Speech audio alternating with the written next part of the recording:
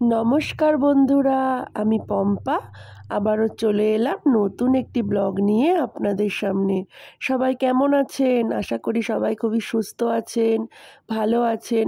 আমরাও কিন্তু সবাই খুবই ভালো আছি। আমি আমার এর আগের ব্লগে শেয়ার করেছিলাম অনেক দিন পর দিদিভাইরা আমাদের বাড়িতে বেড়াতে এসেছে। তো দুপুরবেলা সবাই মিলে খাওয়া দাওয়া করে একটু রেস্ট নিয়ে নিলাম। তারপর সবাই মিলে রেডি হয়ে বেরিয়ে পড়লাম বিকেলবেলা দিদিভাইদের একটু আমাদের এখানটা ঘুরে দেখাবো তার জন্য। প্রথমেই আমরা ওদেরকে নিয়ে চলে গেলাম প্রসন্নময়ী কালী মায়ের মন্দিরে।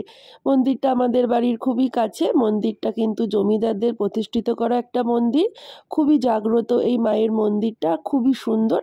আপনারা যদি চান অবশ্যই একবার এই মন্দিরটায় এসে ঘুরে দেখতে পারেন। আশা করি আপনাদের খুবই ভালো লাগবে। তারপর আমরা মন্দিরের ভেতরে প্রবেশ করলাম, করে মাকে দর্শন করে ওখানে একটু বসে আমরা আবারও বেরিয়ে পড়লাম।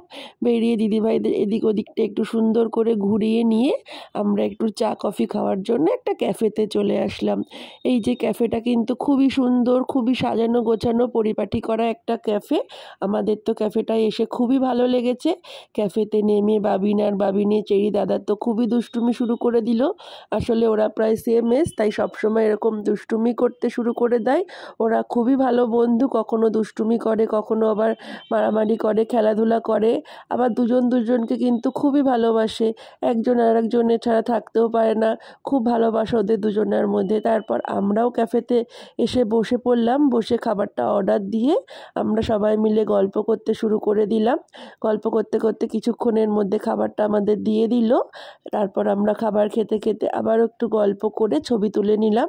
আমাদের চা কফি খাওয়া দেখে বাবিনেরও হঠাৎ বায়না, ওকেও চা দিতে হবে। তাই ওকে আজকে সামান্য একটু চা দিতে বাধ্য হয়েছি আমরা। ও চাটা পেয়ে তো খুব খুশি। তারপর ও চা খেয়ে নিলে আমরা সবাই মিলে ওখান থেকে বেরিয়ে পড়লাম। বেরিয়ে আবারও একটু ঘুরে আমরা বাড়ির উদ্দেশ্যে রওনা দিলাম। তো আজকের ব্লগটা এইটুকুই। ভিডিওটা ভালো লাগলে অবশ্যই একটু লাইক কমেন্ট করতে ভুলবেন না।